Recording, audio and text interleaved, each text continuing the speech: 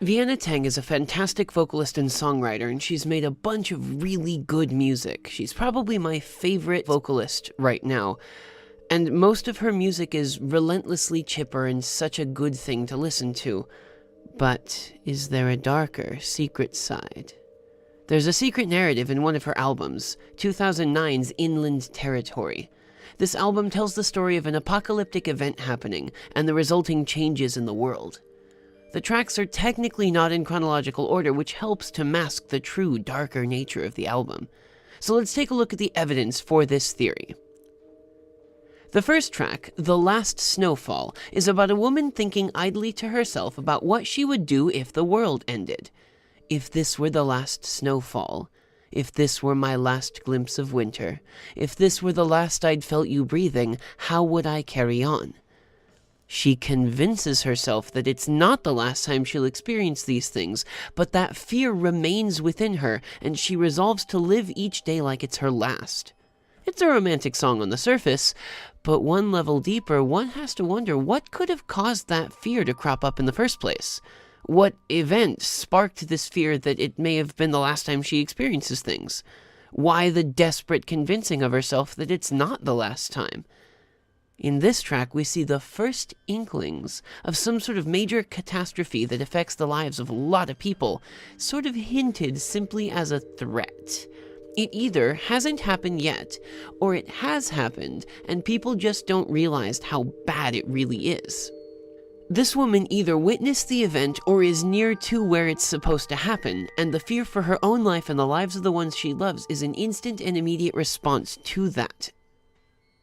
The second track, White Light, starts with the line, "All of a sudden the conversation turns, and everyone concerned is looking down." It talks about the guilty party in the room, but that no one can assume the higher ground of morality. It talks about feeding a habit and making the most of your borrowed time, all the while waiting for the white light. It asks the simple but powerful question, if you knew it was wrong, why did you do it? The bridge is the worst, though. Shine down, wipe it out again, show me how, it doesn't matter in the end. These are words being said by a leading party of elites, perhaps the leader of a country or federation of some sort, as a decision that a leader makes has toppled some sort of long-standing truce or peace or pact of some sort. Now they're waiting for the white light, which has to be some kind of destructive force. Some explosion, maybe? Could this be the mention of perhaps a nuclear detonation of some sort? With the lines in the bridge suggesting some kind of total annihilation of something and nothing mattering, it sounds like some leader or another made some empty threat towards something, as they are so wont to do in this day and age, and the object of the threats took offense to them. So far, this is still feeling like some kind of terrestrial, intergovernmental conflict that causes a cataclysm, but wait, there's more. The third song, Antebellum, is an elegy from one person to another, talking about the loss of innocence of some kind of relationship, one where arms had been taken up and then had been laid down again after some kind of separation. It implies that the present day, referred to as an antebellum innocence, is at a point where it has forgotten the time where it was still at war. It talks about how in the fall, all the parties involved at the time are at peace and talk about the little ones.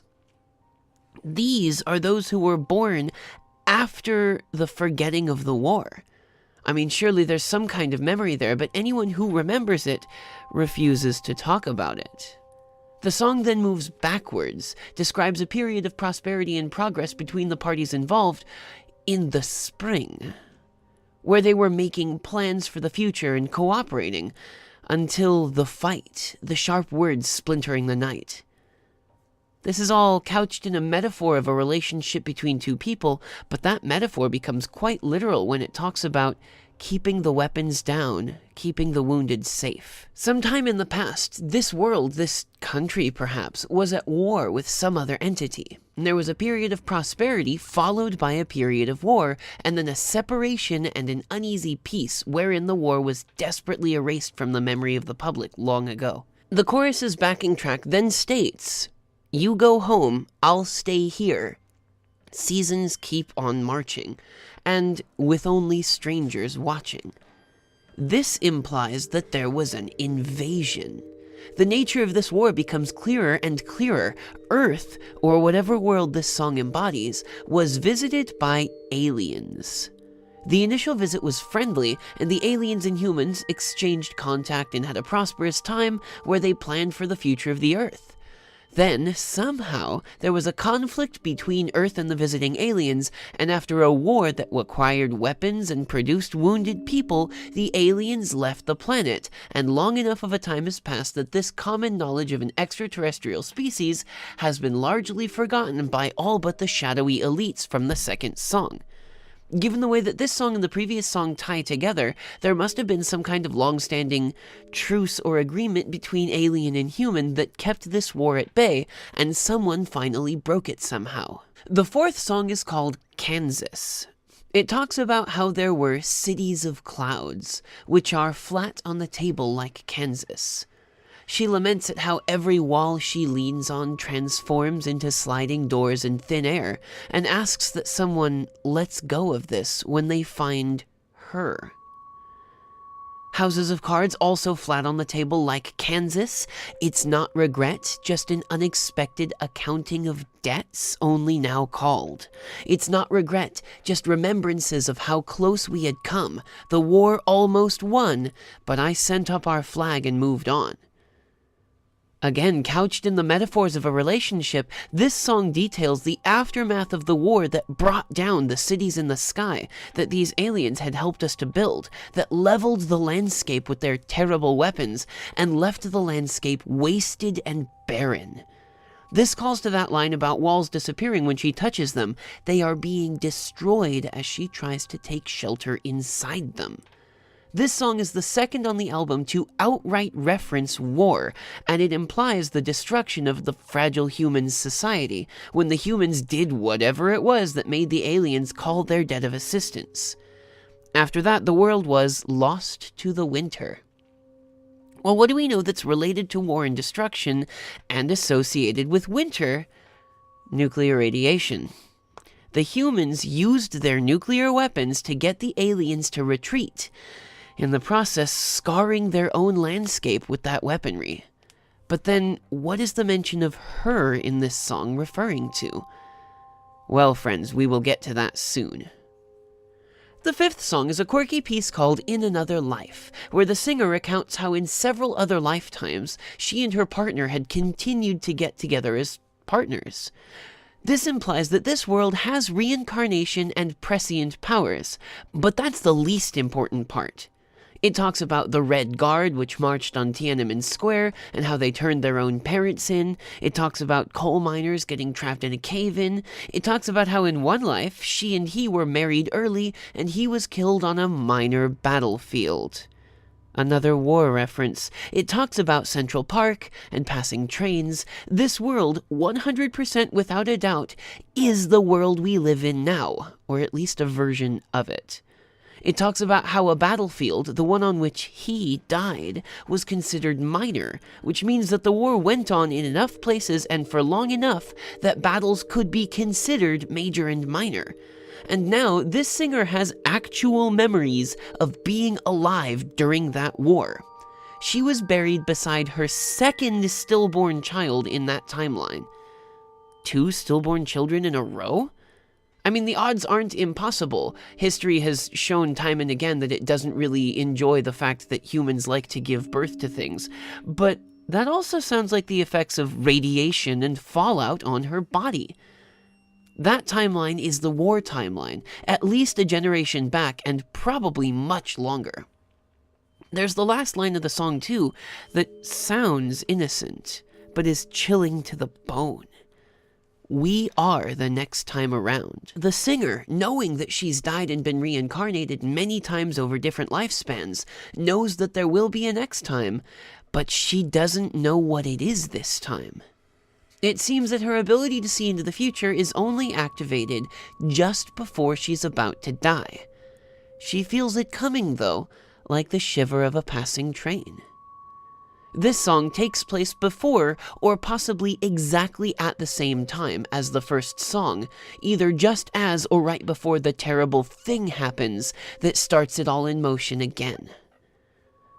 Grandmother song initially looks like an anomaly in this theory, as it is sung from the perspective of a grandmother telling her daughter that she's got two modern ideas that will not support her. She says that her dream will be a nightmare before too long. She emphasizes the importance of raising a family and getting a man, and talks about what could definitely be termed World War II. She talks about how the tide will turn, after which the granddaughter will not survive. But most importantly, and this follows the theme of the previous few songs, she talks about a war where people come in the night and knock on your door. Obviously, this is a reference to the actual real-world Holocaust from the world that we live in now, but then that line that follows is also sinister. The one thing they can't take away from you is your mind and the education you've been through. She talks about how the sirens wailed and the bombs fell, how she ran from the schoolyard into hell. Sure, on the surface, this looks like a song from the modern day about a woman who lived through World War II, but that's an easy framework to jam into this song that masks its true references. We know that in this world, there are people who can see bits of the future and have memories of previous lives. Well, how did this happen? Surely it doesn't really exist that way in the world that we're living in. But then again, we are talking about an extraterrestrial existence that comes to this planet and gives us technological advances. Perhaps one of the things that they can do is awaken the memories of a previously lived life in a human soul. This grandmother might be trying to tell her granddaughter about the previous life she lived wherein humanity fought with these extraterrestrials. Cleverly masked as a reference to World War II, this song is actually about the war between human and alien. The next song, Stray Italian Greyhound, describes the setting of the story we're being told at the present of it. A woman who is in no way looking to fall in love does, much to her own chagrin. She talks about how she's normally such a well-kept and calm individual, how she's not that kind, how everything was going fine and how normal she was until this falling in love happened. Now, here's where things get even more interesting. Reference in the works of H.P. Lovecraft that it is the artist that is most affected by activity regarding the great old one Cthulhu, who sleeps in the deep sunken city of R'lyeh. She pleads in the song over and over, "Please not now." This woman lives a perfectly normal life until one day when she is suddenly thrust into an overdrive of creativity and emotion, and the falling in love is a side effect of the thing that is causing it. Yes, that's right, the things that were once on Earth and prosperous with the humans are something akin to the great old ones of Lovecraftian lore. Now, at the advent of whatever it is that the shadowy government figures have done to break the pact of nonviolence or whatever between humans and the others, this woman's artistic side flares up. Her emotions go wild, and she thinks it's because of her falling in love, but we hear absolutely nothing about the object of her affection except for the convoluted and complex metaphors she makes. Art with words.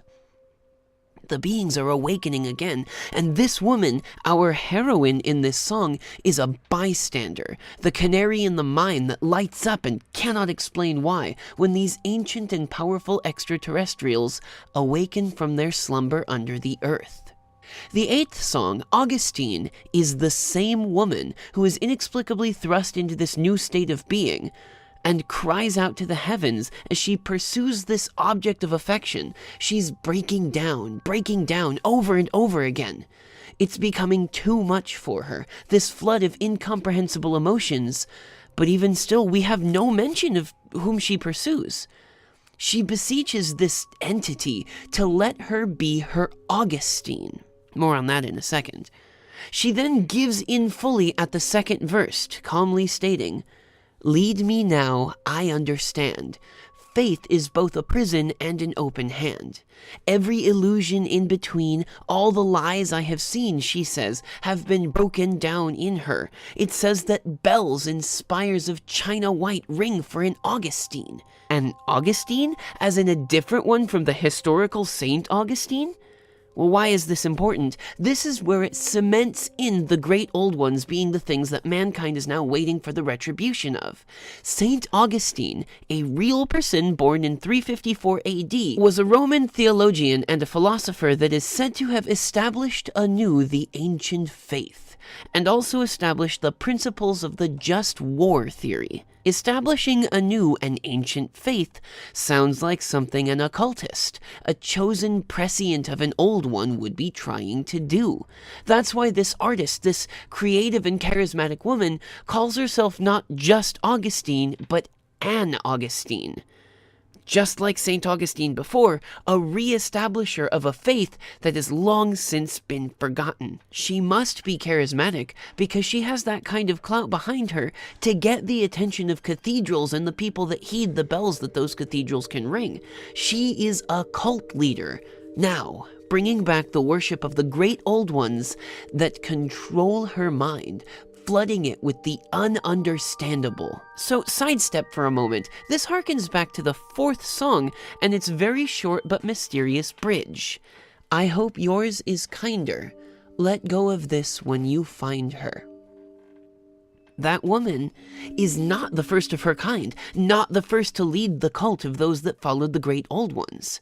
Kansas is a song from the times of the first war with the old ones, a sort of message to the people who will inevitably start it again. It describes the woman that these previous two songs are about, and hopes that the future version of this cult-leading woman is kinder than the one that they had back then, who must have been terrifying and cruel.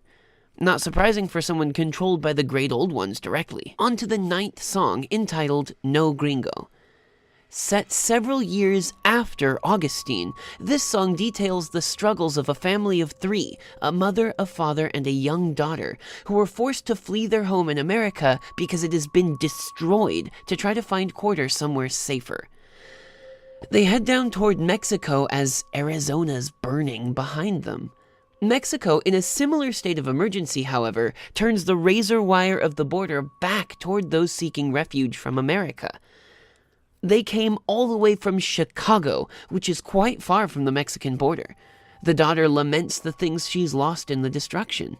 Mother says years ago the whole world was theirs to rule, but the father says that those days are gone for good. The bridge talks about how those in Mexico turn away refugees from America, words as levees against the flood, room for only our own and our own blood. North America has been devastated by some kind of terrible disaster or attack. And now the refugees, the survivors of this terrible occurrence, must go somewhere else because, perhaps, of the foul radiation that taints the lands that they used to have. Years ago, humans ruled the world, but that was before the old ones began their stirring and coming back. The song ends with a long crying out of those who seek shelter over and over again. The 10th song, Watershed, is the most damning evidence of all. This song is sung from what initially seems to be the perspective of Mother Earth herself, as she describes all the works of humans. However, the words that are used bring it straight to the great old ones. While you were building your empires, I was still sleeping. While you were setting your woods afire, I was still dreaming. This song is the declaration made by the Augustine woman as a vessel of the Great Old One, the decisive threat that says that the Great Old One is no longer asleep and has destroyed this world before in both major and minor instances. Old Shanghai, New Orleans, Amsterdam, Mumbai, all of them are mentioned as being the handiwork of this Great Old One, deltas to desert plains. Wartime on every border, strange new creatures to scavenge your pores. This song is the very words from the mouth of the Great Old One, fully awakened and with full intent to wreck the world. I've done this many times before you. Watch the pattern take form. Children, your time is done if you say it's done together. Whatever we did to wake the Great Old One, it's enough to bring its wrath down on us, and that's the most frightful, catastrophic, apocalyptic scenario that humans have ever seen. Song 11, Radio, describes some people listening to the radio as reports of disastrous occurrences come through, but these people don't think it will affect them. It's just the radio and your runaway imagination. We can turn away to another station. Meanwhile, gunfire, a city being sealed off, bridges made into barricades, doctors working 25 straight hours with a scalpel in hand, a girl with a backpack of shrapnel and wire. This proves that not only are the Great Old Ones themselves terrifying and dangerous, but now they're awake again. Their mind control is no longer limited to dreams and bursts of unexplainable emotion and visions. This is not some third world country.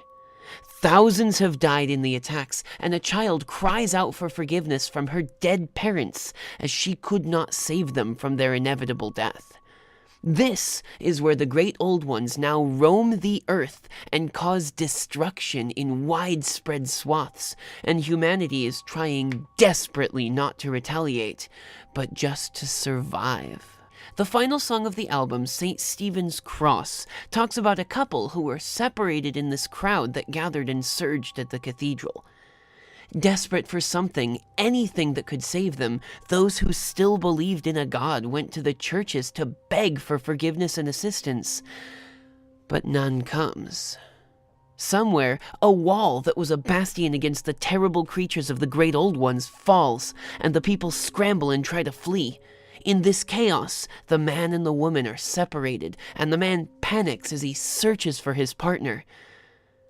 Sometime later, after the initial tide of monsters has passed the area, the man comes back to the cathedral's ruins to lament, to mourn her loss, and it is there that she finds him.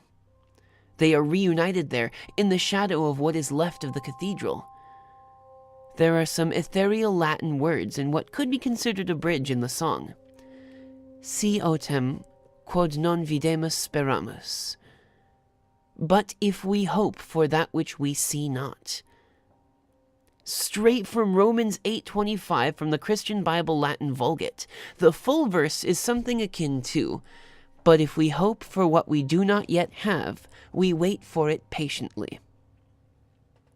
These two hope together for a future, any future, a future they do not yet have, but which they may get if humanity can persevere just long enough and fight back just hard enough. In a world where there literally is no future, these two are the last bastions of hope. Vienna Teng's 2009 album is about the awakening of the Great Old Ones, their resurfacing from deep underground, and the destruction of the world as we know it. The evidence is there, if only you take the time to look.